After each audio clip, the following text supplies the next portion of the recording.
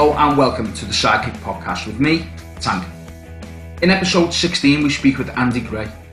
Andy is a multinational world champion and has applied his skills all over the world. As well as his achievements in martial arts, he has raised vast amounts of money for charity with his crazy challenges. Now, Andy has his own podcast called Hobby of a Lifestyle. Here he speaks with some of the most inspirational people in the world as they tell their story and explain their success. We are very pleased to have on the podcast Andy Gray. Andy, welcome to the Sidekick podcast. It's been a long time coming, this one, hasn't it? I think so, yeah. I think so. Thanks for having us on, Tank. Obviously, me and you, good friends. We've known each other a long time, and we rekindled our friendship again, didn't we? Over lockdown. Over lockdown and podcasts, I think. It was, yeah. Over a podcast, yeah. You have your own podcast, Hobby of a Lifestyle, which is a fantastic podcast.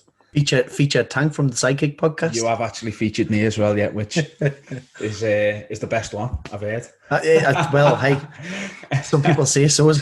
Yeah, you got in touch when I started mine, and it's gone from there, hasn't it, mate? Really, and yeah, definitely.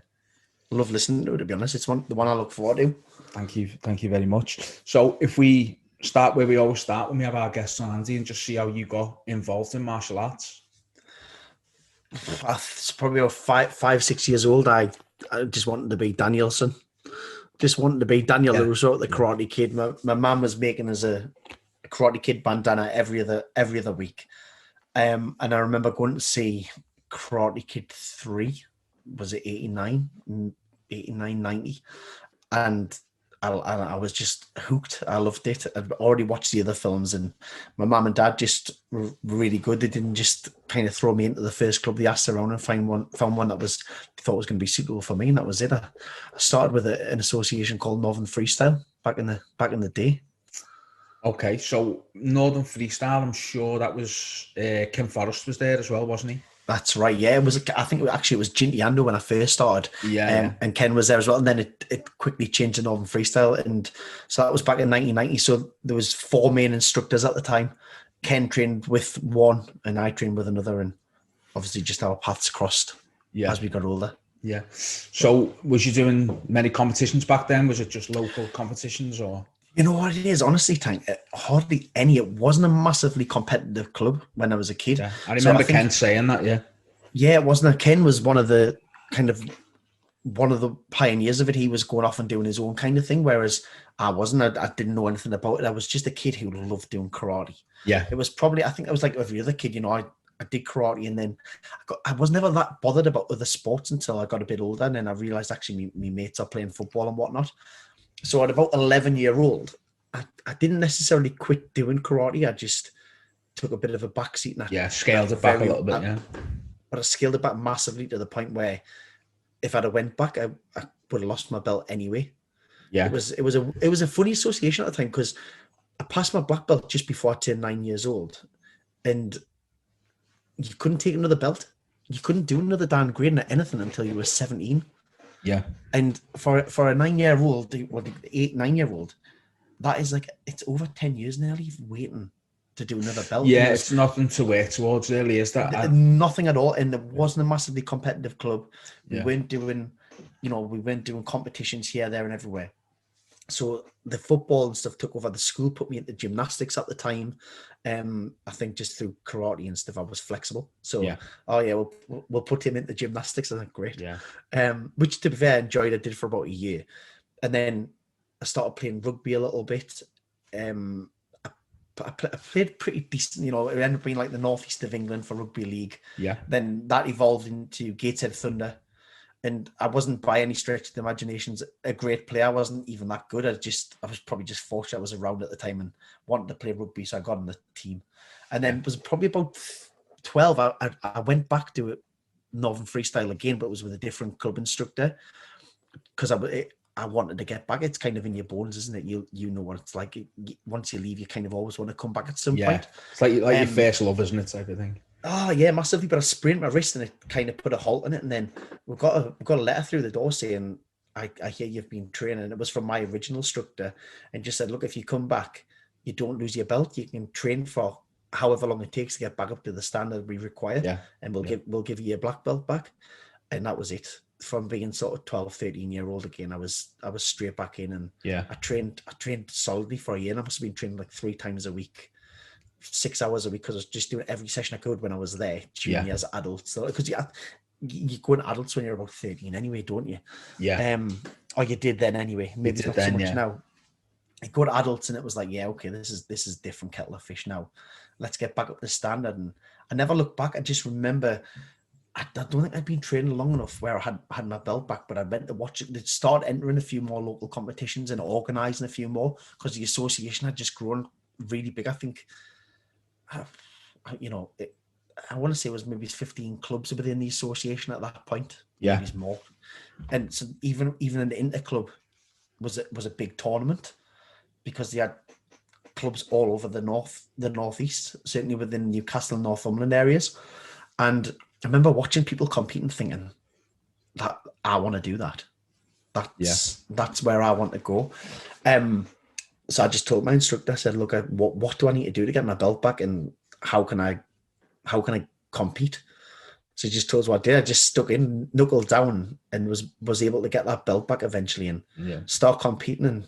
And I never looked back after competing. That was my sole driving force for training after that, was to compete. And it was still only local. Yeah. So did you go to these competitions before you actually competed? I remember going to one and just being hooked straight away and going, I need to do that. That's what I want to do. I'm watching these kids from Northern Freestyle. I'm watching kids from other little clubs coming in and thinking, I can do that. I want to go with that. With us, I never went to any comps first. I never seen any, but it was like, it's kind of like the secret society. So there was some going. Some of the older lads were going. Ian Ollett was going. He will have been 7, 8 then. We had Terry Fletcher, awesome. Paul Baker, who was another world champion, he was going. Tommy Sherlock, a few of them, they were all going, but they were allowed to stay behind for the extra class. Right. And I wasn't allowed to stay behind because I wasn't going to tournaments. So no one ever knew what went on. Right, okay. There, because it never got talked about. And then when they come back, it'd be like, right, we went and this happened, this happened, this happened. And that was all you did. There was no video cameras them days to show anyone. There was no YouTube, no Facebook, which a lot of people will find strange that Facebook hasn't been around forever. I know. Tell me about it. Well, I suppose we were quite fortunate that Ken's 9 years older than me. So even as a 10-year-old, he was 19. Yeah. Ken was like the poster boy for Northern Freestyle, if that makes sense. Yeah. Every kid wanted to be Ken. Yeah. And I was no different. No different whatsoever. I used to look at the Ken and go, wow. You haven't told him that now, have you? I hope he doesn't listen. Oh, he loved that. He knows it. He knows it. He's already got a big head. Yeah. But no, Ken was the poster boy, and he was, he was this all flying, all kicking martial artist that, to be fair, because it was so insular, the club, it wouldn't have mattered if Ken hadn't won anything. I hadn't done any of the tournament. He would have just been like, oh, Ken's the poster boy of this association. That's who you want to be like. And I remember watching him at a fight night. So just as I'd started coming back into it, they used to organise fight nights in social clubs. Remember when you could smoke in social clubs as well? Yeah. Oh my goodness, how they got away with that, I've got no idea. But I remember going to watch, and it was a Northern Freestyle team against another team from around the northeast. I think it was from a team from Middlesbrough, maybe. And there was a couple of lads in that team, and I remember watching them fight and just thinking, oh yeah, I could have a bit of that.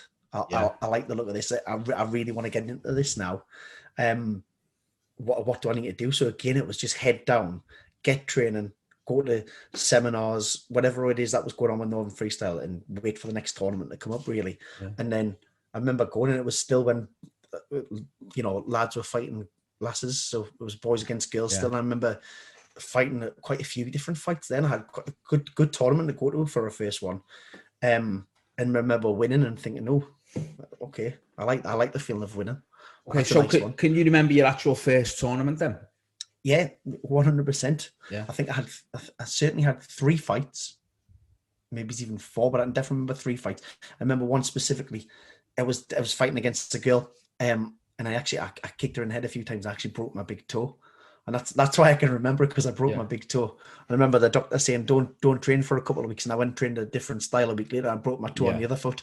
So it was good though. I had a week off school. I couldn't walk. It was great.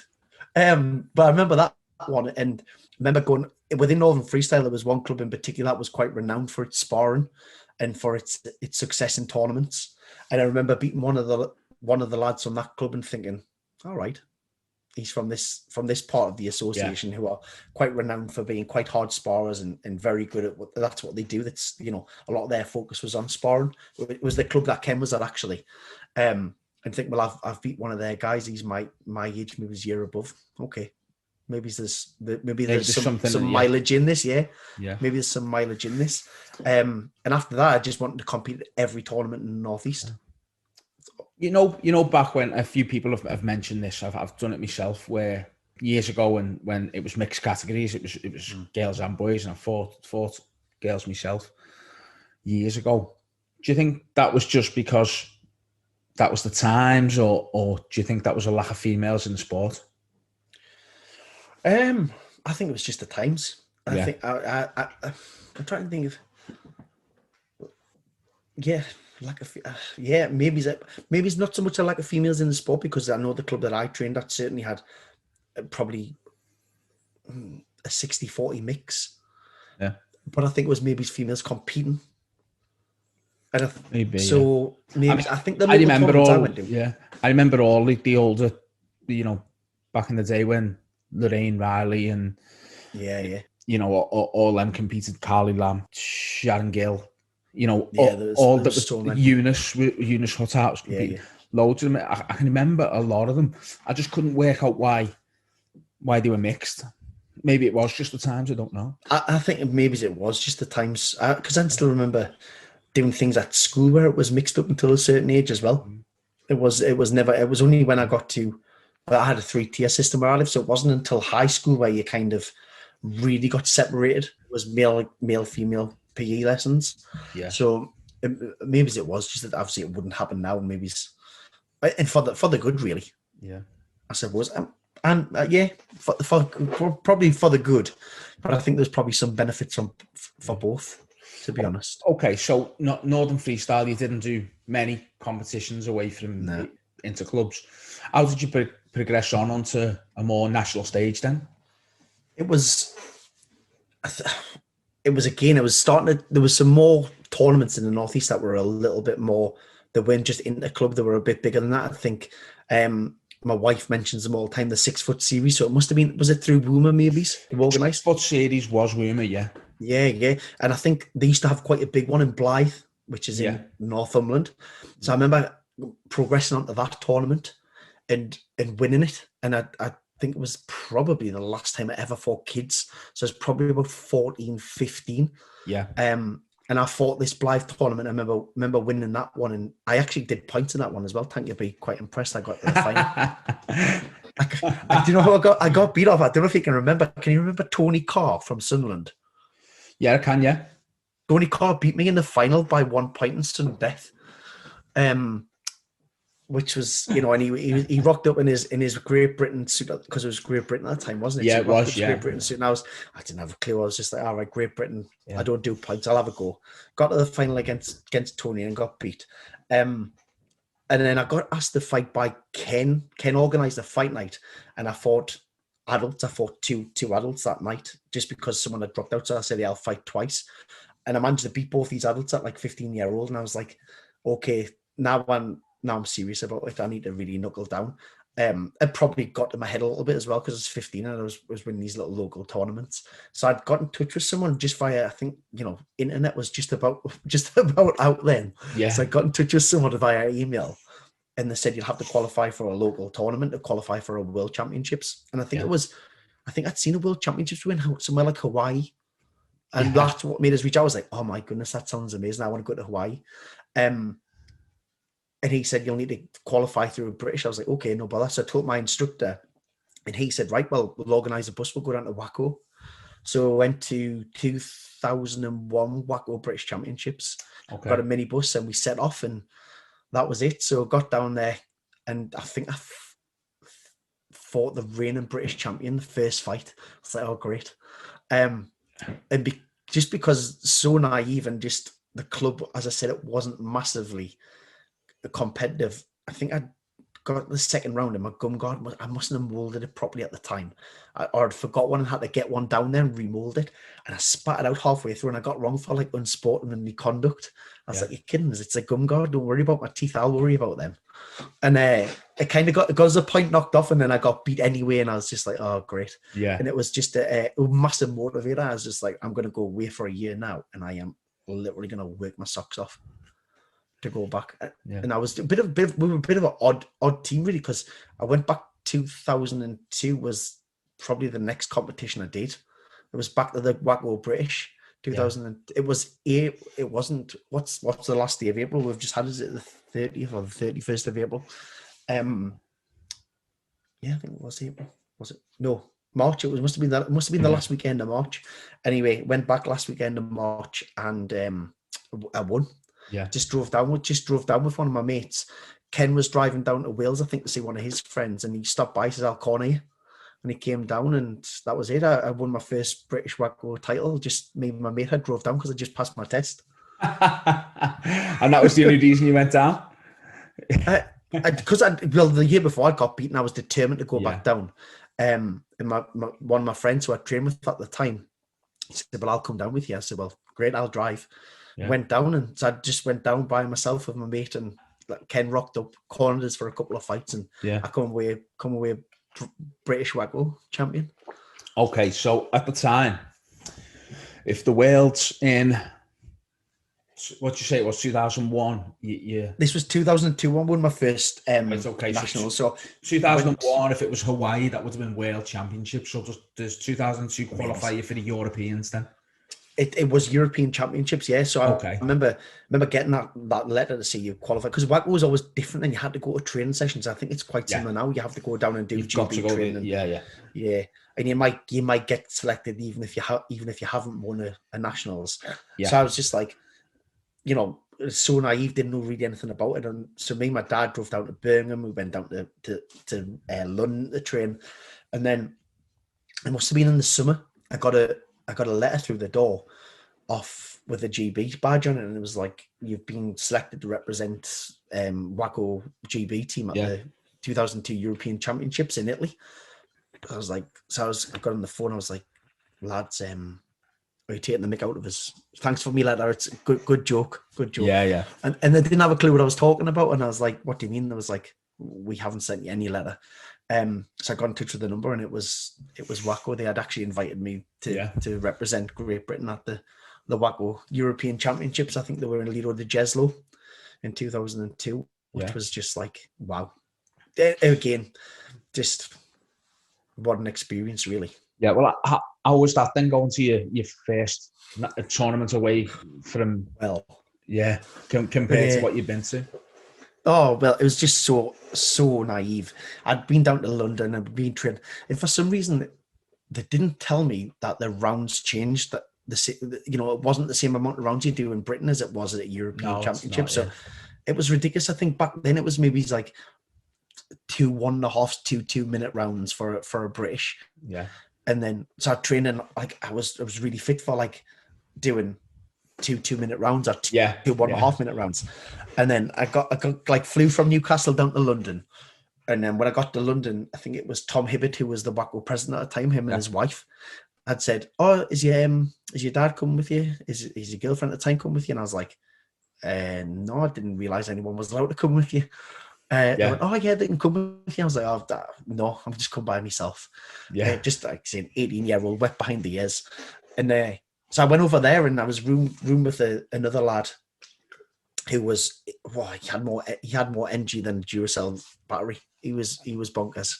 A really nice lad, but he was bonkers. But the experience of going out there with the GB team, I mean, if some of the names I was out there with was incredible, like obviously you had your Peter Edwards, Billy Bryce, Chris Collymore, a very young Sam Timmis who was up and coming.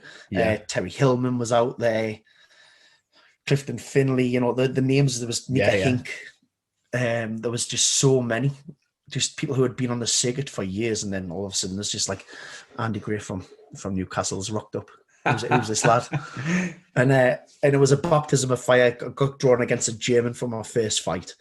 First round and a half was mine all the way, and then obviously just the sustaining it was just too hard. Yeah. And yeah, he ended up just picking me off after that, and that was the end of the European dream. No, it was shocking, but it was an amazing experience to watch all the other fighters out there and just see how they go around doing things. Yeah. I remember preparation and stuff like that. Yeah. Oh, I mean, I remember watching JC Cashman and just thinking, this guy's class act. How he goes about his business, it's so professional. Yeah. Who else? I remember Sam Timmis just wiping the floor and winning his European Championships as a 7-year-old. He was good, Sam, wasn't he? Oh, special. Awesome. Even Paul, I remember meeting Paul Busby out there, and still speak to him briefly now, and he was just another one who was just a very good fighter, and it was just good to watch all these guys and be in the presence of them and soak up their knowledge. Really, I loved it. So after that, where did you go from there, Andy? Was it back to the drawing board, or? It was massively back to the drawing board. I'd had a taste of international stuff now, and I wanted some more of it. Yeah. So I came back, and I think Ken had said on his podcast that it probably made him realize that he should be doing it. Yeah. So I managed to say, well, let's do it, Let's do it, yeah. Ken and Ross Gladwin, we just, yeah, I'm doing it. You can definitely do it. You guys are, super talented. If I can do it, you can definitely do it. So we had put the WKAs in our diary and the WACOs that year. Yeah. I'm not sure if Ken fought WACOs, but I went down, I retained the WACO. I'd won that again, which was special. And then I think I got a third place or qualified for the Worlds in Ireland in 2003. I got beat off Mick Ward. He's my bogey man. I don't think there's any time in my life I'd beat him. I think he is the bogey man. Mick's like kind of like the Daz Ellis of continuous fighting. Oh, he's gone for years and he's fought everything everywhere. Yeah. And won everything. Oh, massively. I mean, I was listening to Bev Sterzika's podcast when she was saying about her parents were saying, if you haven't won the British, then why go to a Worlds? Yeah.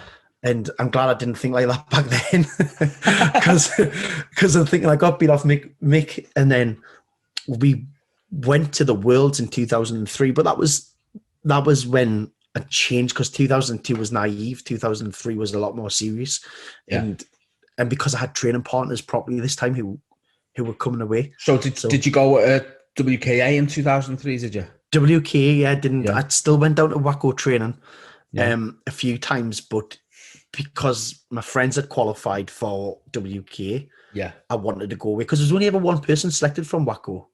Yeah, to go away. So you were the only, which I also like as well. Mine, I must admit, I can see the pros and cons of both. Yeah, it's quite a special thing to say. Well, you've been selected to represent your country, and you're the only person who's going to represent your country at that weight category. Yeah.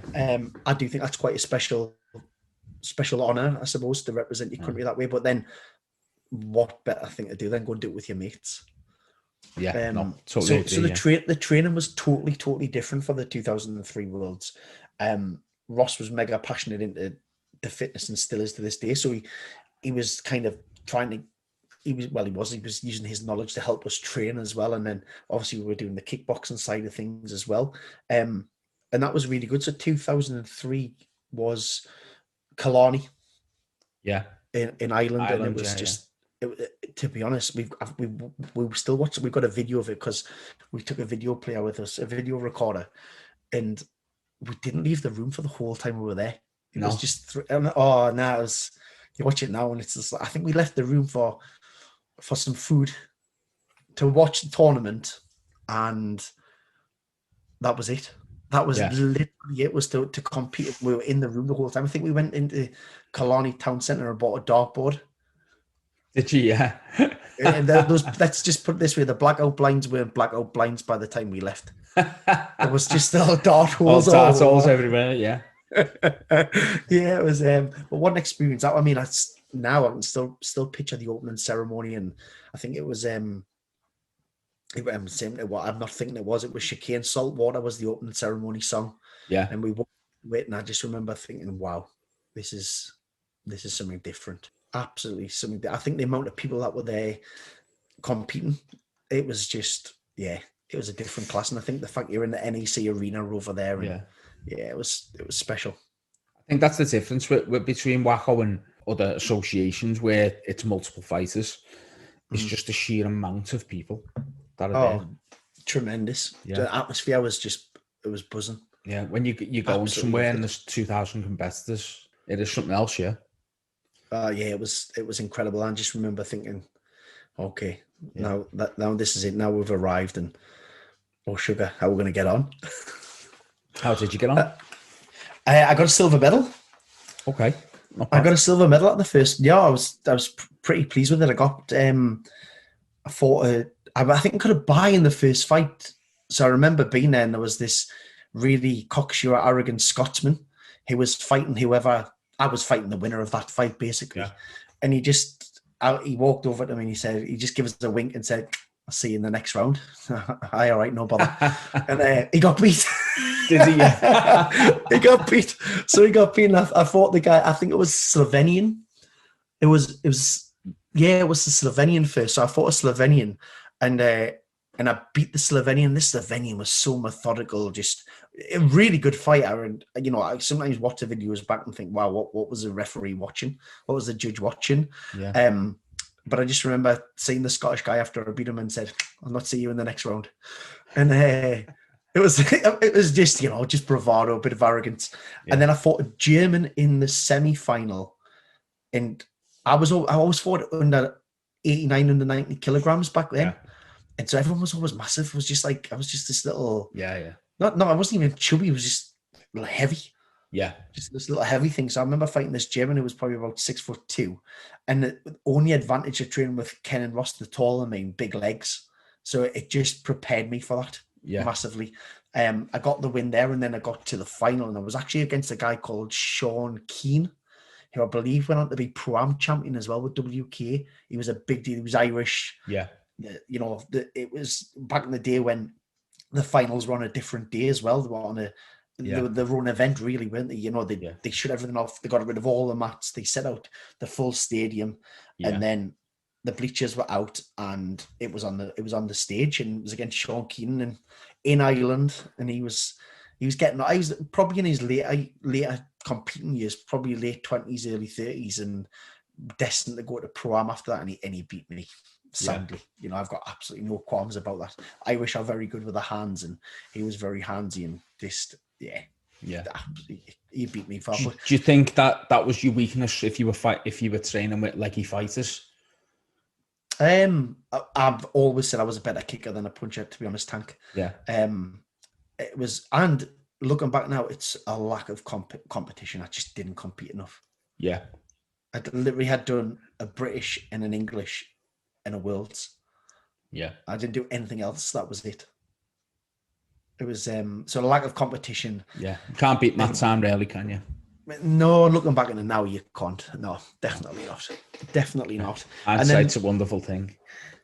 Oh, yeah, definitely tell me about it. It's one of those, it's, probably the only regret I've got from the sport. There's probably only two. One's probably not competing enough. I wish I'd competed more from an earlier age. Yeah. Because I'd like to have seen what I could have done. And I didn't compete in an Irish Open. I don't massively regret that one. I think the experience would have been quite nice to do. Yeah. But I won't lose any sleep over that. Not at all. Okay, so 2004. Okay, 2004. Yeah, I was a bit of a tool, to be honest, Tank. I came back. I competed at the WKs. I think I just spat my dummy out. I think I ended up getting. I come back with a silver medal from the Worlds, and I think they put us against Mick Waters in the first fight on that instead of putting us at the sides of the draw. Yeah. And again, I got beat. I think it was a closer fight this time. I still got beat, to be fair, off Mick, and didn't qualify for the Worlds, and kind of probably, was never a bad loser. So at the time, I would never be disrespectful to the person that's beat me. But I think once I look back and I kind of spat my dummy about it, I'm not bothered about this. It doesn't interest me. I'm sick of watching my weight because I'm just naturally heavy anyway. I look at the sandwich and be half a stone on. So I just didn't compete again after that. Really, I actually went down the full contact route a little bit. My an ex at the time, my brother was training with Ian Freeman, who obviously was quite big at the time because he'd fought UFC and he's big name in the Northeast as well. So I went over there and I did a bit of MMA stuff with him, and I'd been rolling around and he'd asked me to fight full contact kickboxing for one of his fight nights. So I did that and had a little taste of the full contact. Quite enjoyed it. It was good. I won my fight in the full contact, and then I had another fight for him when I was just basically just overweight and heavy. But I fought another guy who was he'd quite an established MMA fighter, to be honest, and he was doing really well. And I fought him. I fought full contact again, won, and then I was just like. That was all I did, really, to be honest. I was a bit lazy and just I had a club at the time, so I was just teaching, and I didn't miss the competition side of it. I'm one of those people. I love the sport, but to compete, I've got to be in love with it. I've got to be in the right mindset, and if I'm not enjoying it, then I'm not one of them ones to do something I'm not enjoying. Yeah. So I just stopped, really, and then 2007, I dabbled with the idea of competing again. I was like, I really want to. But I'm fat. And, honestly, Tank, I look like I've been stung by about 13 bees. I think I tipped the scales about 102 kilo at one point, which I just looked horrendous. And I ended looking at you're bad when your mom tells you. I'm not kidding. Yeah. Jesus. Honestly, it was horrendous. My mum had told us. My mum was like, "Look at Andrew, son. I think you need to like watch what you're doing a little bit now." It's like, "All right, cheers, mum." And as I looked in the mirror, I was like, "Oh, you're right." Actually, yeah, you're right. Yeah, right. But I had just went through so long of watching my weight and stuff like that. I don't think it's highlighting enough, to be honest. I think that looking back now, me and my wife talk about this and we reflect and go, "There's no doubt in my mind that I had an eating disorder." Yeah. No doubt in my mind.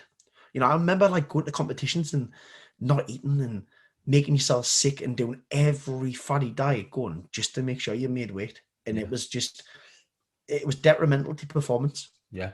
I've never had to watch my weight. I've been plus 90 kilograms or plus 94, whatever it was, since I was 14, 15, going into the adults. But I do listen to some other podcasts with fighters on, and you listen to how they cut weight, and some of the stories are just horrendous. You don't know how fighters get in the ring. Even what was it? I listened to, it might have been a Joe Rogan. I listened to some, and I'll tell you what it was. It was a local podcast called a Leggett podcast. It's called a boxer on, and he was talking about cutting weight, and on the day of the weigh-in, he was still 5 kilos overweight, and what he had to do to cut weight, he made the weight, but he said it just destroyed. It's crazy. He ended up getting beat and never fought boxing after that again, and he was a professional up and coming boxer. I totally get it. It's absolutely crazy. I'm just like, I remember being like in bin bags and going in saunas to shadow box to lose weight, and sucking on a lemon drop for 3 hours or something just to try and dehydrate yourself and not eat anything. What you had to do? I had a sniff of a Rivita. Yeah. Honestly, it's mental. Like some of the stuff you did, an egg white diet, and I'll never forget. It was actually the European Championships. The GB coach at the time was Dwyer Evelyn, and he turned around and he went, "You should be fighting at under 79 kilos." It's like, are you kidding? Under 79 kilos. I says I'm under 89 now. I say he's got no chance I'm dropping 10 kilo. And you know what? He wasn't far off wrong. He was he was probably about right. And then 2007, I'd started dabbling with the idea. I thought I might just do over 94s here. There's a bloke who's competing. I know I can beat him. I haven't really trained. Do I want to make myself look stupid and potentially get beat off him when I shouldn't get beat off him? So 2007, I put it off, and then 2008, they announced the fact that it was going to be in Orlando. Yeah. And I was already starting to train a little bit. I'd realised that, mum was right. I had to lose some timber. Yeah. And I'd started training. So 2008, I was like, okay, I'll train. So qualified, I'd come down to the WKs, and I think I qualified under 90 kilos. So I must have lost some timber. Yeah. I'd got down to under 90s, and then qualify. I don't know if I come first or second at those ones. I can't remember, because I got to a point where sometimes Ross and myself would flip a coin and we would just bow out against each other rather than having to spar against each other. At a nationals. And Ross was always taller than me. So after we qualified for those nationals, Ross asked if I would swap weights with him. So he asked if I would do under 85 and if he would do under 90. Yeah. And I was like, well, I'm so used to being under 90, but okay, let's do it. So that year was just about me trying to get under 85 kilo for the full year, 2008. But decided to compete a bit more. So I actually went over to Italy and did the best fighter in 2008 as well. Did some other little ones and then went over to Italy, did best fighter. And that was class. It's good best fighter, isn't it? I think I'd done best fighter in 2003, I think. Right. But it's good best fighter, isn't it? Like that. Oh, amazing. So I actually did all right. I got a silver medal at best fighter, 2008. I got beat off a guy called Artem Vasilenko in the final, who is, I want to say maybe he's Ukrainian. Yeah. I think he actually might have beat Ken at the Worlds in Canada in 2005. I think that's so he'd been he'd been all over. He'd been around the body. He was a good fighter. I felt hard done by, to be honest, as well. And what we're talking about weight loss there was I'd put some weight on because I'd obviously got under 90s by hook or by crook for the nationals, and then over the year thought I'll get it down. But I think I got over there, and I just wanted to be in the under 90 kilogram section. So I think I'd probably didn't eat anything on the flight, didn't drink anything on the flight. So I was like, people can't see the face I just pulled, but basically sucking my cheeks in when I got there. Oh, got weighed in, made the weight, which was brilliant. And then they put me in the wrong weight category anyway. Did they? So I tried to enter under 90s and under 94s, and they put me in under 94s and over 94s. So I literally only fought and got a silver medal. I didn't even go into the section above that because I just looked at the size of the guys and went, I'm not stupid. Yeah. They're going to hit me once and it's going to be the end of my life. I'm okay with that. I think there's a massive difference between, say, minus 94 and plus 94. I think it's massive because you don't get many fighters who will fight at 95, 96 kilograms in it. You're looking at fighters unless they're really tall. Yeah. You're looking at fighters who are fighting at 110, 120 kilos. Sometimes. Oh, honestly, it's crazy. And I mean, some of them Eastern Europeans are just absolutely stacked. Yeah. And they can all fight as well. And you just look and think, and I think continuous has changed. It used to be, I've been hit harder in continuous than I have in full contact. I've done a few full contact fights, and I like the skill element of continuous.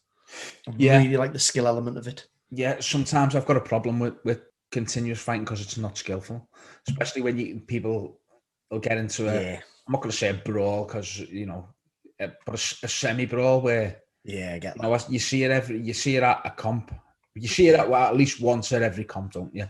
And that's 1,000,000%. But when you get fighters like yourself was or Ian Ollett, Alex Barham, these top continuous fighters, it is an art. Yeah, I do agree, and that's one of the reasons I wasn't that bothered about the full contact as well, because I just think anyone can get in the ring, and if they hit you with one lucky shot, it's game over, and you might, and yes, you've been beat because you've been hit by a good shot or a lucky shot, but you haven't been beaten by the more skillful fighter, and I quite like that about the continuous, especially at world level. You should be fighting good fighters at world level anyway, and not just some Joe Soap who's decided to rock up for a national championships. In 2008 was that best fight. Best fight is probably, dare say it, certainly later on the best tournament I've ever fought in for continuous. Yeah, ever, hands down. It's definitely. But where was it? 2008. So 2008 best fighter, silver medal. Cracked. It was a good confidence builder actually. Then I went and fought Ian Big Ian. He had a fight night down in Doncaster. Ian Wormsley. Yeah, he asked us to compete on one of his fight nights. So I went down and fought on one of his fight nights. So I was really just throwing myself in 2008. Didn't matter where it was. I just wanted to compete. Yeah. I was out there just after my time now. Yeah. Yeah, just getting on there because 2008 was going to be a huge Worlds, and there was already rumours that it might be the last of the WKA World Championships. Yeah. So it was going to go out with a bit of a bang, and yeah. So 2008 was just like, that was it, pedal to the metal. Train, so that was in the Sports Village in Disney, wasn't it, in America? Yeah, it was. It was in the ESPN Wide World of Sports, wasn't it? Yeah.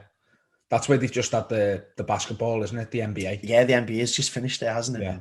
Yeah. It's that was spectacular. Talk us through that then. So yeah, we obviously quite established then, because after the 2003 Worlds, Ken, Ross and myself had said, why don't we start our own squad? Wasn't really well received with the organisation we were with at the time, which caused a bit of a breakaway. And now we've got Emula Sport Kickboxing, which Ken's got a club, Ross has got a club. So we took a decent squad over with us to the Worlds in Orlando. And it was the training was just, it was on. Everybody trained. And yes, Ken, Ross and myself were kind of heading up that squad training, but I know from me personally, I wasn't going in there, and I wasn't kind of there to take prisoners. I was there to try and win. So every time I went to training and every time I sparred, I was kind of coming for you. I was mentally in my head, this was going to be the World Championships that kind of not define, because define's the wrong word, but it was the World Championships I wanted to win. It was the first one back. And now had a squad of young people that were kind of looking up to Ken, Ross and myself, and you want to go out there and just make them realise that they are training with people who are good. Yeah, I mean, I've always been very fortunate. I've had Ross and Ken to train with throughout the journey, and never felt the need to massively go and train anywhere else because they're so good, so competitive. But 2008, the training was on. You're looking at 11 times a week training, easy, on top of full-time jobs, other little side things that are going on. Rocked up at Orlando and I think it was 85.1 kilo. So I had to go and borrow some skipping ropes. Off my now wife. I didn't use them. I just went for a run. I just wanted to introduce myself to my wife. So, let's just talk about this, because this is actually where you met your wife, wasn't it? At this. It is. I remember seeing her in 2003 from a distance, and I maybe said hello to her at a British Championships in 2008, but had never met her, never spoke to her. 2008, got over to Orlando and I seen her and I just was like, okay, I like her. Yeah. I like it. So I met my wife in Orlando. And the rest is history. The rest history, yeah. And just kind of come back and was like, oh, wow, I need to tell this lady that I like her. So I did. And the rest history. And the rest history. Rest history, yeah. Yeah. Now you're married. Now we're married, 3 little girls, 3 kids. Yeah. Yeah. So that was the best thing that happened at them World Championships. Yeah. Best thing ever. Okay, so if you talk through your fighting then at that Worlds, because I know... Do I have to? I met my wife. Is that not the better story? Andy, she's not going to listen. It's okay. You're right. You know what it is? You're laughing. You're probably right. Listen to everybody else's, but not mine. No, so yeah, got under 85 kilos. First fight was against a German, and I've fought Germans a couple of times. And they don't always come to the same. Obviously, nobody comes with the same kind of technique and whatnot, but they've got a really strong mindset, the Germans. Yeah, I've always found they're very, very focused, very driven. So it was just a case of making sure. First fights are horrible as well, aren't they? Especially at World Championships. They're horrible. Yeah, I hate first fights. Yeah, I'm always terrible in my first fight. I know. Yeah, massively. I totally get that. But I managed to get the win against the German. And then I fought a Welsh guy. I managed to beat him. I actually stopped the fight with him because he went over his knee as well. And the referee wasn't stopping. I was like, look, this is he can hardly walk. I can't, I was beating him anyway. I'm not, I would have beat him regardless, but it was like his knee's gone. Can we leave that one? And then I fought a Canadian in the final. But it's hard because that was the year they did a continuous teams as well at the 2008 World Championships. I remember getting kind of asked to fight continuous teams. So I think who was on the team? There was me, Ken Ross, Chris Simcock, and Michael Dempsey. Okay, yeah. And then so I think Michael fought, got beat. It was against Germany again, actually. Yeah. Michael Dempsey fought, got beat. Chris Simcock fought, got beat. I fought and won. And then Ross fought and controversially got beat. So that was kind of meant Ken got an easy ride. He didn't have to fight. That's why he always goes last, yeah. Because he's massive. So he got an easy ride. And then I remember people were like, oh, how was Orlando? How was Orlando? I genuinely didn't see it. So again, finals were on a very different day. Yeah. All the rest of the team who had been knocked out were like, right, Andy, Ken, we're going to Epcot, we're going to Disney World, are you coming? Yeah. Like, no, I'm not coming. I wouldn't even risk getting sunstroke just to see. I'm at Disney. I haven't come to be at Disney. I've come to win a world championship.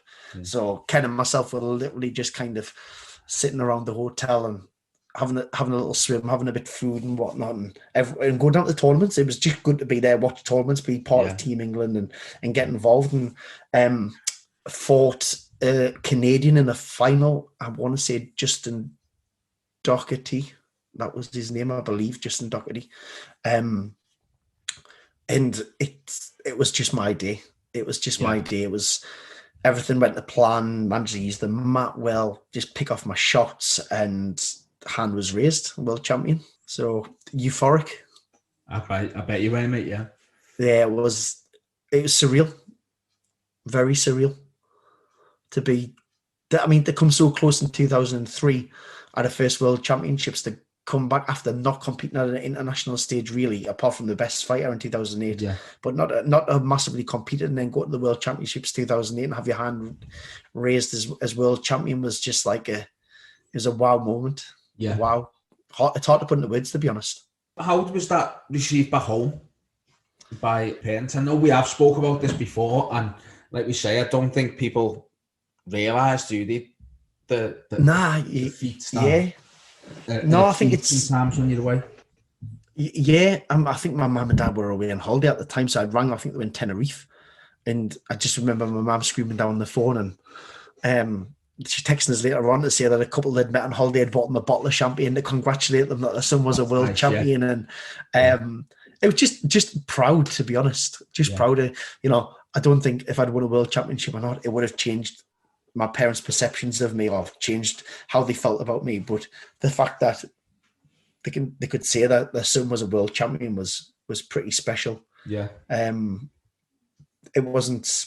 It's one of them ones. It's weird because although they're really proud of you and they celebrate when you come back, you're just the son anyway. They're not. I said, it wouldn't have mattered if you won one or not. If you, they were never concerned about what medals you brought home. They were just concerned for your safety, making sure you were, make sure you were all right. Make sure you're all right. Make sure you enjoy it as well. Yeah. I remember. I think my mum went to. I mean, you said this as well, but I think my mum watched me at one tournament. I don't even know where my dad was because it was unusual. If it was a tournament when I was a kid, my dad was always there. But I remember my mum watching one. And I think she just turned around and went, oh, "It's not for me, son. Yeah, I don't like watching my baby get hit." Well, my missus has only ever been to one, right? And to be honest, it was a rumour up in a Welsh championship or something. I had no problem winning it, but she just said, "No, I just didn't like it. It just wasn't. Yeah, it's not for me," type of thing. No, I can imagine. Nicola's a little bit like that now. I think if I fought now, Nicola wouldn't be. She would still be there, but she might be looking through kind of closed fingers and. But I think it's. Nicholas was an awesome fighter, as well. She's not going to listen to this, remember, Tank? No, I know, but what I'm saying is she knows what's involved. She knows that sometimes you know, people, at the end of the day, you've got your head guard, your gloves, your foot pads, and whatever else on. But the idea of the sport is to punch and kick someone in the face. Oh, really. Yeah, definitely. You know, so definitely you're not going to get hurt. I think it was with Marcus Lewis when we fought, and he'd said to me, "It's good to come off and feel like you fought." I feel, you know, someone's hit me. It feels like someone's hit me. It's good to do that. Oh, very good. I mean, I think my worst injuries have been off Ken and Ross. I can't remember ever being hurt when I've been competing, apart from off Daz Ellis when he hit us. Can you remember that, Tank, when me and Ross were doing their points? I was coaching, it was tag teams, yeah. But what I will say, Andy, I'm sure you scissor sweeped them. Oh, of course I did, because I was crap at points, so I definitely tried something stupid. I'm sure it was the only thing you tried, and I think you tried it 4 times, to be fair. Probably me and Ross probably tried it two times each. Yeah, I'm sure it was a spin and scissor sweep. To be fair, we had no right on the points, Matt, that's why. No, well, the idea of the tag teams back then, it was in its infancy, wasn't it, really? It was just I think me and Ross just thought we were Kane and the Undertaker, to be honest. I don't think we didn't really take it that serious. You know, drop an elbow in, get in as a point. Yeah. But no, so it was it was fun though. It was fun. But that just 2008 was just an incredible year. I came back on such a high from that year. So where did you go from there then? What? 2009 when it broke away with Sidekick, because didn't we all fight WK 2009 and then WKC, or was it WKC? It was WKC 2009. WKC Ireland, but you still qualified though for the WK team if you had wanted to, but you had to decide if you were going to stay with WKC or WK, if I remember rightly. Right. Okay.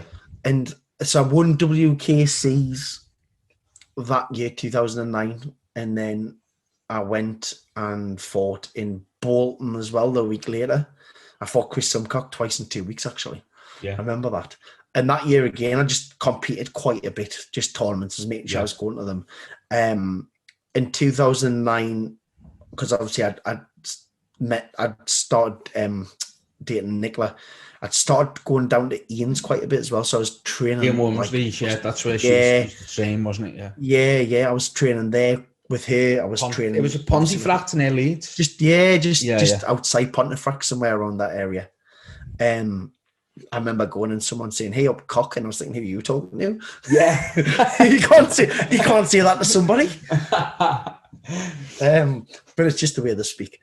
But I remember going there quite a bit, and then again fighting just when I could. And 2009 Worlds, I don't know if it was, I know you talk quite a lot about affirmations and whatnot, but I think it was, I told myself and I told everybody else I was going to win again. Yeah. I even if I believed it or not, I don't know if I did believe it massively. In my head, I think I believed it. Yeah. But I was going there to win. So that was, it was a funny World Championships, wasn't it? Because it wasn't huge, but I thought the standard was good. Yeah. I remember I remember, I think it was Avery Plowden I was talking to, and he says about the American team. I mean, the American team now is, the size of it and the quality of it's insane. Yeah, I can imagine. For WKKC or whatever it is now. Yeah. WKKC here, I think it's WKC there, whatever. But back then, like you say, in its early days, after the breakaway from WKA, they had a pretty small squad, but still the quality was there. Yeah, it was, and Ireland were always solid. Ireland have always got brilliant fighters. And I remember fighting in the semi-final against an Irish lad, and he was probably one of the best competitors I've actually fought against.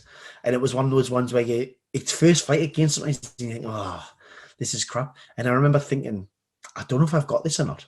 I really wasn't like, and I could sense it from everyone watching as well. I think I'd went over in 2009 with not pressure on me, but an expectation that I was going to do well again because I'd won 2008, and the 2008 Worlds were huge with it being WK. and with it being Disney. And I think it just went over there with quite a lot of expectation. And I had took some of my own fighters this time as well. It was the first time I took people from my club that I had. So I had that added expectation from the young fighters I was taking over with me, and not just from the squad that I had with Ross and Ken. This was actually my own club. And thinking, this could have all went Pete Tong here in the semi-final. And, you know, I've watched the video back and reflecting, and I did win. And I got the victory, so it was through to the final for that one. And I had a bit of a meltdown in between, to be honest, in between semi-final and the final, because they were game separate days. And I don't know what it was. I don't know what come to a head. I just remember being sat on the stairs in, it's the Best Western, isn't it? That's the hotel. Or is it City West Hotel? It's the City West. They did Irish Open. Yeah, City West. Yeah. And I remember being sat on the stairs and just crying, honestly. Yeah. Just being like, what's going on? And it was, I think I had just let the pressure build up, and I'd put it on myself, and there was no pressure from anybody. I was on the phone. My mum was like, well, what's the matter with you? I was like, I couldn't tell you. I said, the pressure's just got us. You just need to relax. No one's bothered whether you win or lose. And I was do you think that's because you told everyone you were going to win, or do you think it was because you won the year before, or what? Well, probably everything, Tank, to be honest, bit of everything. I think I'd built it up so much in my head, and I was, you know, I think you have to have that certain arrogance about you when you compete. Yeah. I think, and I quite like arrogance if it can be justified. Yeah. And I didn't want to be a one-trick pony. I didn't want to go to one World Championships. Did Nicola go to that World Championships? She did. She actually won 2009 World Championships. Yeah. So I remember fighting an Irish kid in the final as well, and he was a previous junior world champion, to be honest. And I can't even remember the fight. It was one of them ones, you know, when you compete and then you can't remember what's happened during the fight. Yeah, that was that one. It was just autopilot. I'd won it. I never felt hassled by it. It was so much easier than the semi-final. Not taking anything away from the young lad, because he'd just come into adults. He was a great competitor, but on the day I was just better than him, to be honest. It was just the standard that I was at compared to him was better. I hate that when you fight someone who's just come off from the juniors. I hate it. Yeah. They've got nothing to lose. It doesn't matter whether whether they're any good or whether they're a world champion in the juniors and they have been for 10 years. They've got nothing to lose. And it's like the young kid coming through is energetic and he's fast. You've just got to use your nous a little bit. Yeah, I just don't like it. I think I was probably only about 25 myself though, so I was still like prime really. Yeah. It was and I always think, especially with the young ones coming through, because we've seen so many juniors who were very good at junior level, didn't necessarily, you know, they didn't come through in adult straight. Fair play to them, actually took a little bit of time away, and then came back into the adults a little bit later on in life and did really well. Yeah. And still doing very well with it, which, you know, fair play to them, because it must be hard coming up to the adults and then getting. I mean, I know they train with adults all the time, but it's just a different ball game, isn't it? It's a different ball game if you're used to fighting with juniors at under 18, and then all of a sudden you're fighting someone who's been around the block. And well, I think it is now, because, like I say, when me and you jumped up to the adults, I think you were expected to go up by the time you were 15 anyway. Yeah, definitely. But it was officially it was 16 plus. It wasn't this 13 to 16, 16 to 18. I think I've heard of one that's thinking about putting 18 to 21s in. There's a lot of other sports do that as well, but I know I've spoken to a few people who've done that within their sport, and they like the transition. And I'm probably because of our background, I struggle to see where the benefits are a little bit. I think physically it's beneficial, but maybe mentally it's not. If you're going up at 15, and when you fight a man, I like to call it man strength. They have this man power that you know. No, I get that massively. And I think it's easy with points. Obviously, you were predominantly a continuous fighter. I think it's easy with points to use your strength rather than continuous. I think a lot of the times now, I was at a World Championships a few years ago now, and we had a fighter. It was Richie Lunt. Yeah, great little fighter. I was coaching him. I think Ian was coaching someone else, and he might have been fighting, whatever. And I was coaching him, and he was battering this lad. He really was. It was a final, and he was absolutely destroying this lad. And the referee come over and said, "You need to lighten your punches down." And he said, "I'm not hitting him hard. I just, it's." And I said, "It's a speed." And yeah. The referee said, "What I want you to do is, I want you to imagine you've got 2 eggs in your hands, and you can't break the eggs." And he went back to the middle, and I said to Richie, "You're just gonna have to keep going, mate. I don't know what to say to you here." I thought, how can you? This is a final of a world championships, and you're asking someone to imagine he's got eggs in his hands. Come on, mate. This is it's getting a bit silly now. But did Richie just turn around and say they're hard boiled? Yeah, well, we know what Richie's like. He's not he doesn't hold back anyway, does he, Richie? Well, it's a sport at the end of the day. That's not designed to hold back, though, is it? No. It's a competitive sport. It's not tiddlywinks and it's not belly dancing. So if you're in it to get hit, you've got to accept that you're going to get hit. Yeah. I understand there's contact levels and all that needs to be adhered to, but even now it's just gone a bit. There's just rules for rules sometimes now, isn't it?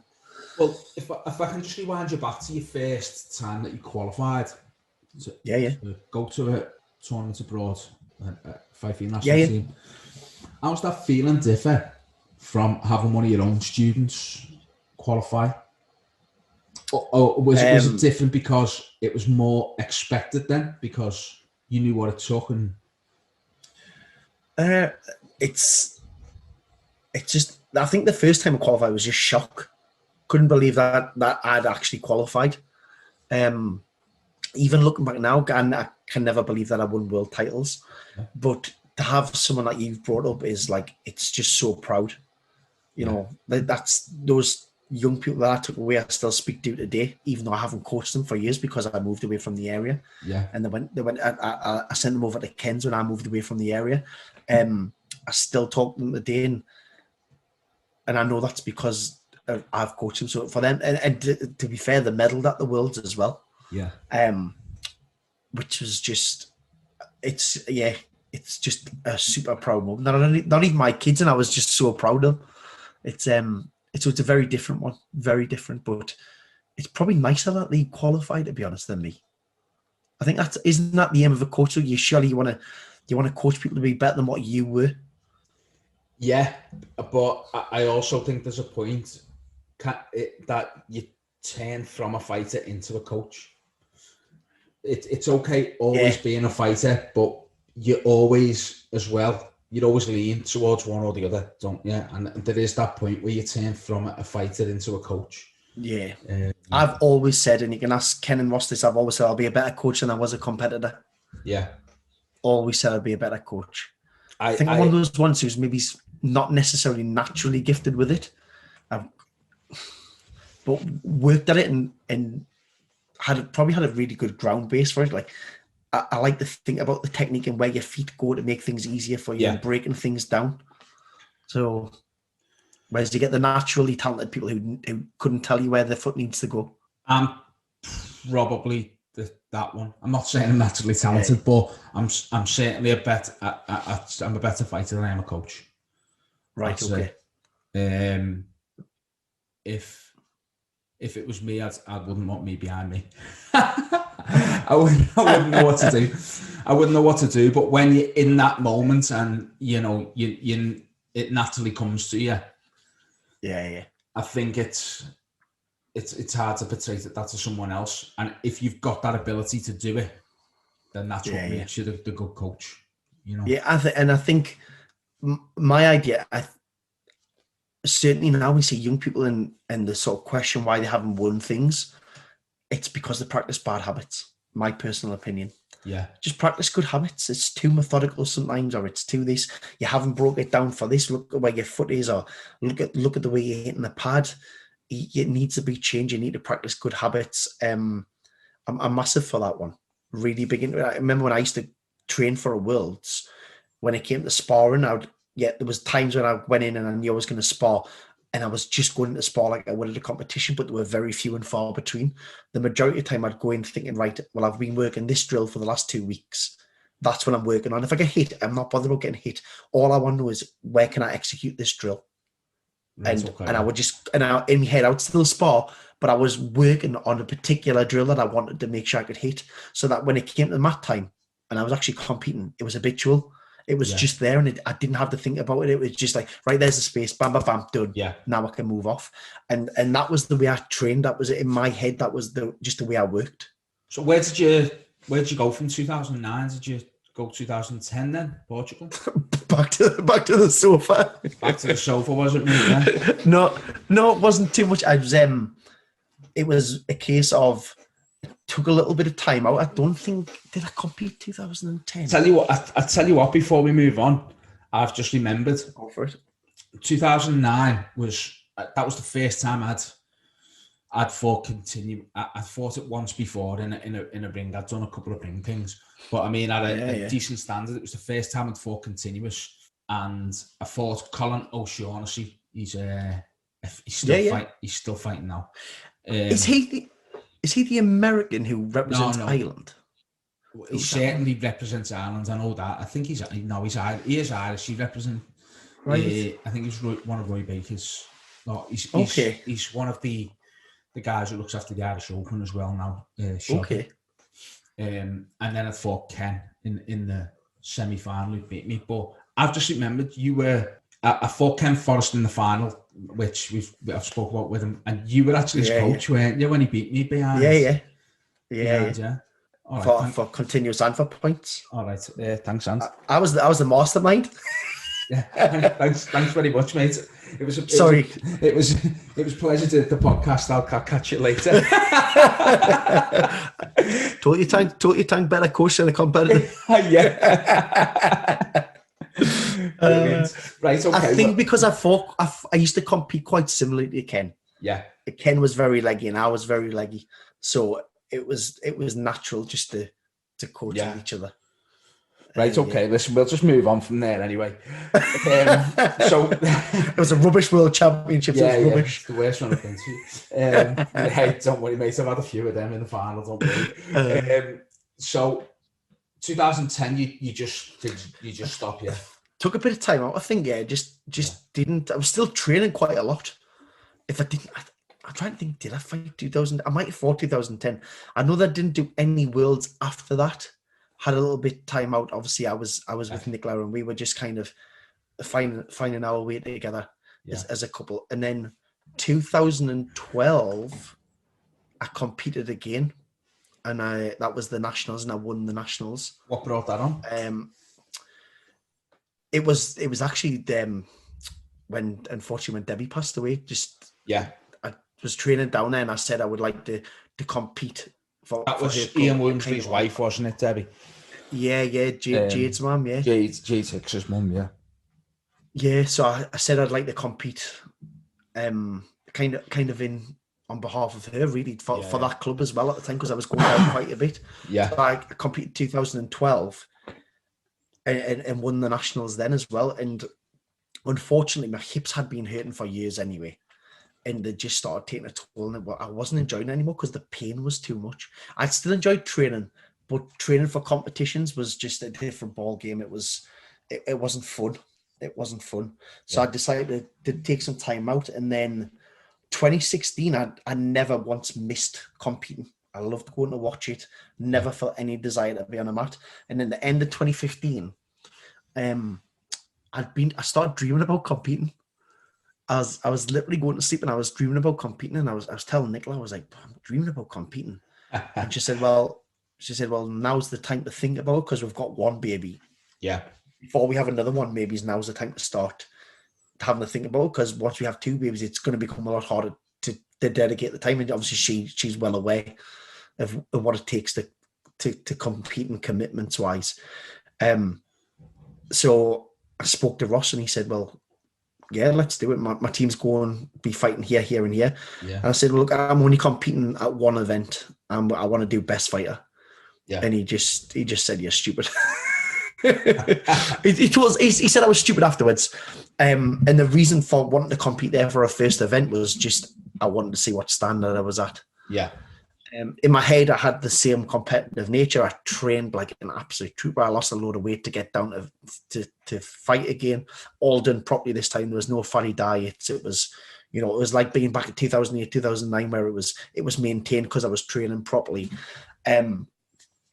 Got over. I'd already told people I was like, I'm going there to win. I'm going there to win, and I was going there to win, but I knew my body wasn't gonna allow us. Kind of, I warmed up a little bit too early. I warmed up and adrenaline must have kicked in because I've never kicked as good in my life. And then it was like, actually, you're not competing just yet. And I was like, oh my goodness. So I'd cooled down a bit. I got on the mat and I knew within 20 seconds, Tank, that was the end of the journey for me. Yeah. So officially, it was officially over. It was the new Wacko scoring system, which because I didn't grow with it, I found it very hard to get my head around. I agree with it. I've got no qualms with it. Yeah. If that's the way that association's going, it's good. It's not for me. But that's only because I haven't grown with it. I quite like the idea of not knowing where you are on the scorecards and just being told at the end. Because I think as a competitor, you know anyway. You know if you've won or if you haven't. And being able to see it is... I think the advantage with being able to see it is there's less... I don't want to say that there's less of a shock of a result. Yeah, that makes sense. Yeah. Sometimes you get to the end. I don't disagree with it. Yeah, sometimes you get to the end of a fight and you think I've won that, and everyone tells you you've won it. Yeah. But if it's on the scoreboard, then it's on the scoreboard. Yeah, no, it's one of those ones I think because it didn't kind of evolve with it. Yeah, I found it very kind of it's a shock to the system. Saying it works. It's really good. I'm all for it. I would, if I was taking competitors now, if I had a club or anything, I would, they just have to get used to it, and they probably would have evolved with it anyway. Yeah. So I'm all for it. But I knew within 20 seconds I come off the mat, and I just rang Nicola and said, "Oh, it's over." Yeah. And she went, "Really?" I said, "My hips just. I'm hopefully going to get a hip replacement this year." Yeah. But they're just trying to put us off because I'm dead young. At the time of recording, Andrew was 36 years of age. No, it is. It's one of them ones, isn't it? It's they're very reluctant to give me it, but it's just I kind of need. You go from kicking people in the head to being able to kick them in the shin.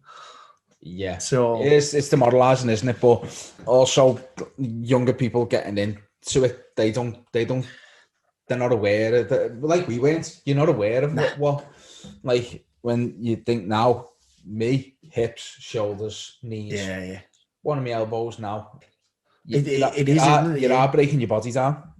And I think that's the problem with certainly amateur sports, that your coaches, your coach, your personal trainer, your physio, your nutritionist. Oh yeah. The jack of all trades, master of none, isn't it? And I think it's something I quite passionately believe that moving forward, I would love to be in a position where a university, and I'd like to speak to some local universities about this, where students who are trained to be, I don't know whether it's physios, nutritionists, doctors, whatever, actually have to give up so much of the time every month to go and say grassroots sport, or an amateur sport, just to give advice and educate people.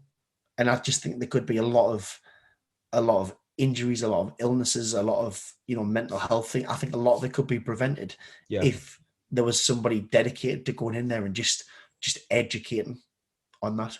It's something moving forward. It's something I'd love to look at. Okay, so was that it then? Last time you competed, 2016. Yeah, never again. Again. It's just it's not worth the pain. Yeah, not worth the pain. I mean, you still go, don't you? Every now and again, and you watch and. Oh yeah, I love going to watch competitions, and I think the fact that obviously Nicola competed,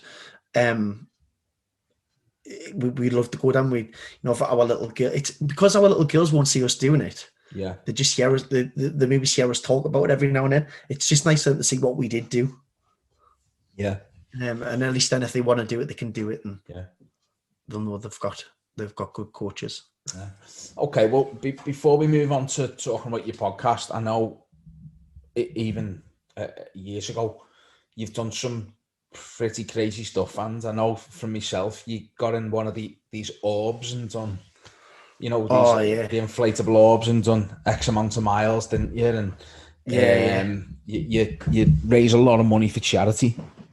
Have done in the past, yeah. So, it's like Daz Ellis, my dad lost his life to motor neuron disease. Yeah. And he was amazing the way he dealt with it. So I remember we done the UK 3 Peaks challenge at 24 hours, UK 3 Peaks, raised good couple of £1,000 for that. And then people were like, well, what you doing next? What you doing next? And I was like, I don't know yet. Like, you just leave it for a moment. Let's just figure it out, because I'm not one of those ones. And fair play to everyone who does a half marathon, fair play to everyone who does a marathon, because they're huge achievements, and they're huge achievements for that person. But in Newcastle, we've got the largest half marathon in the world, so a lot of people get sponsored for doing it. So I didn't want to go and do that and then, ask people to sponsor me for doing something that they might have already sponsored someone to do, because it's not fair. Yeah. And then people are giving up the hard-earned money at the end of the day. So I was at the Newcastle game, and at half time they used to race the Zob balls up and down the pitch. It was an away supporter against a Newcastle supporter, and I just remember being with my dad and saying, "Look at Dad, that's my next challenge." And he was like, "Well, what do you mean, son?" I says, "I'm gonna do a challenge in the Zob ball." And he said, "Well, what?" And I said, "I'm gonna do coast to coast in the Zob ball." And he went, "Nah." I said, "I'm telling you, I'm gonna do it coast to coast." And the amount of people said that it was impossible was crazy. So I said, I'll prove you wrong. I was like, surviving motor neuron disease is impossible. Walking in a Zob ball is just hard work. Yeah. And it can be organised. So I put out the feelers, and Northumberland County Council were amazing. They were really receptive to the idea. So they got me in. I sat down in front of about 16 people in this small room, and they were from fire service, police service, road traffic, council. And it was just like, how are you going to do it? I went, don't you worry about that. I says, I'll sort all that out. And so they give me some stipulations. So I had to cycle the route. It was a 55 to 60 mile route. Yeah. Did they give you a route to go?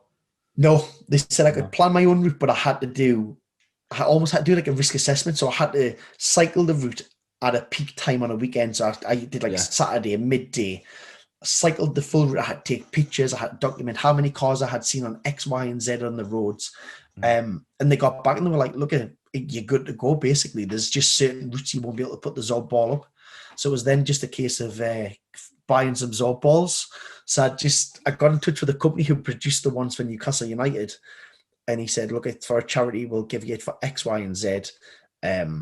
You can have 2 for this price. We'll logo them up for you. We'll give you a generator to pump them up with them. Good to go. And I was like, that's all I need to hear. Yeah, I'll buy them. No bother. So we bought them. And then that was it. We set off and we did this 55 mile trek. We've gone 5 castles. I got in touch with all the castles in Northumberland. They said, yeah, please come in, get the pictures taken, set your Zob ball up, do some laps around the castle, inside the castle, and then set off on your way. So we did that. And we got sponsored from various different people, van hire and stuff. Yeah. Lucas Aid sent us a load of stuff. One of the local subways provided us with a load of different sandwiches and foods and for the route. And I think we raised nearly £4,000 for that one. Wow. For motor neuron disease, and it was really fortunate as well, because there was a guy up there who headed up Northumberland motor neuron. He came down in a section we weren't meant to be on. He just said, no, we're doing it. So he pretty much closed the road off in one of these local villages along Northumberland coast, and it was actually on a beer festival, so people were throwing money at us. It was brilliant. It was absolutely brilliant.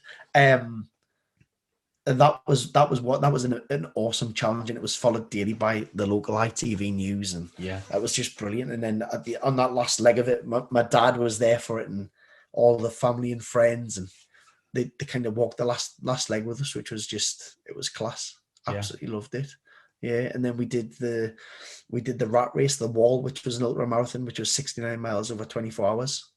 So there was me, Ross, and another three men, and I just wanted to do it for personal satisfaction. It was just a personal challenge, and then Ross and the other lads really kindly stepped up and said, "Look, we'd love to do for motor neuron disease in memory of Dad." And so we did. We raised another £4,000 there as well. And that was it was a mammoth task. That was the hardest thing I've ever done.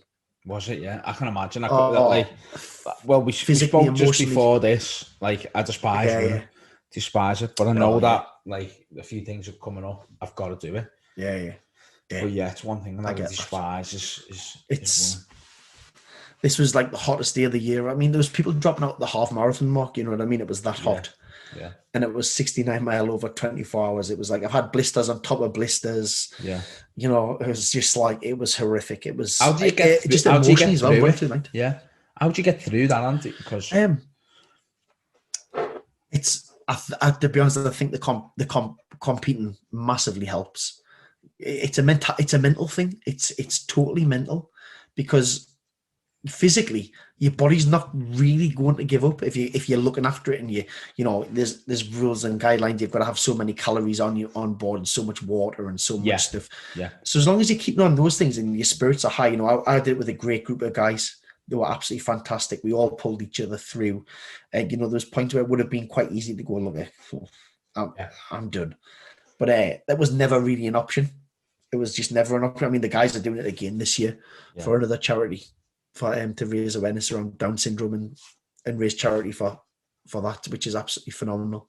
They've just done that 4x4 over 48 hours just this weekend. So they're still going with them, but it's just mental. It's a total mental challenging about just dealing with that, really, because it is. I mean, I woke up on the Sunday after completing it, and I'm obviously an emotional person. I obviously just like to cry because I just cried. It was a Father's Day, and I was like, what are you crying for? And I was like, I couldn't tell you why I'm crying. I am just crying just because my body is just exhausted, and it's proud, and it was just so many things running through my mind. So I haven't decided what the next challenge is going to be yet. No, I know me and you've spoke about one which we'll keep that one under wraps because we're still working on it. That'll be a good challenge. That'll be a good challenge. Yeah, but COVID's just scuppering plans at the minute. It has. I think. Yeah.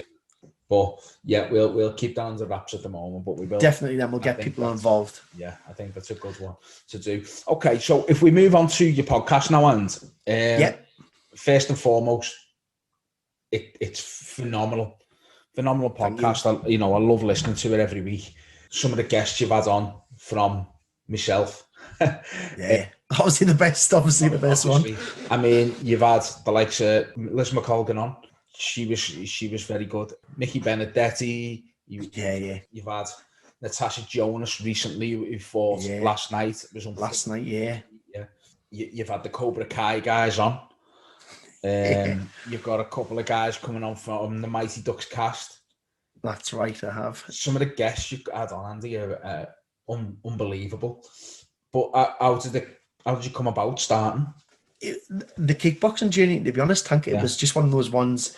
I don't know about you, but it's not something I've never felt compelled to pursue the career of a full contact kickboxer or MMA. And I think everyone's going down the MMA route now, aren't they? If you want to make money from it or look to make a career, you know. And I just thought, how can I kind of almost give back? I was really interested to find out what drove people to pursue hobbies and forge careers for them, or just keep pursuing that hobby.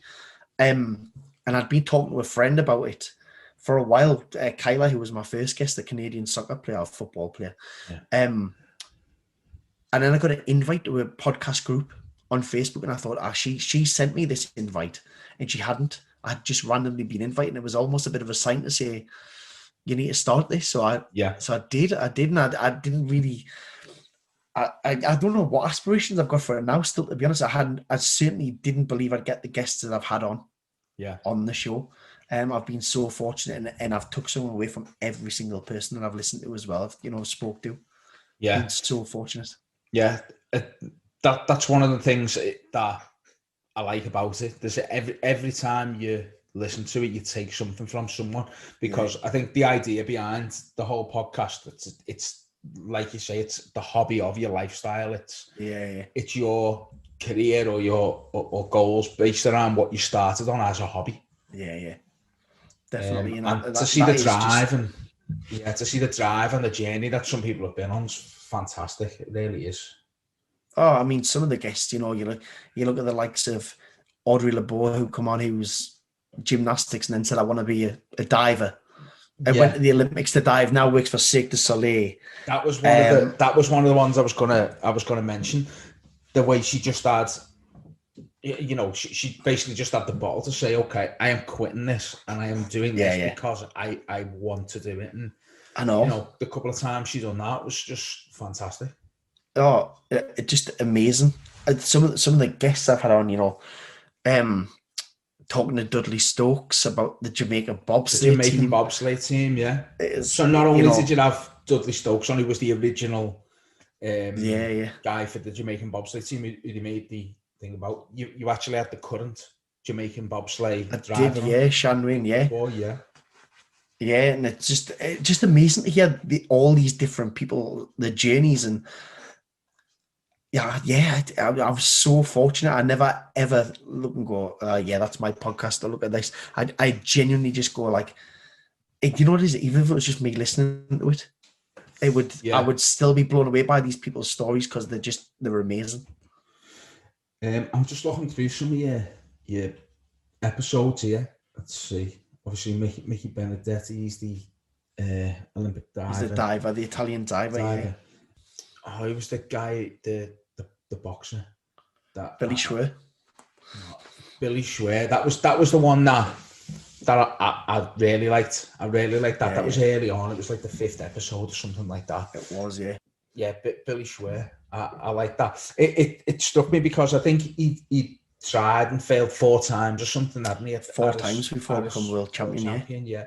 And then done it at the 5th time. I like that, yeah. No, but like I say, mate, it's an awesome podcast. I'd urge anyone who hasn't listened to it to certainly give it a listen, because some of the stuff that I've taken from it in my own training, my own mindset has been brilliant. It really is. Appreciate it. Thank you very much. You're coming up to next week. It's going to be a year. Year anniversary, yeah. Is that Friday coming? Friday after. This Friday is 51, and then Friday after is number 52. 52. Okay, so where do you see you going with this? Do you know what? Is no idea. Yeah. No idea. It's I'd love to just keep it going, to be honest. It's you know, there's been times where it's been hard. You think a guest every week, and just trying to. I think that the more it grows, that I am getting guests who are willing to come on the show, and I've been really fortunate that people have just got back to me when I've reached out.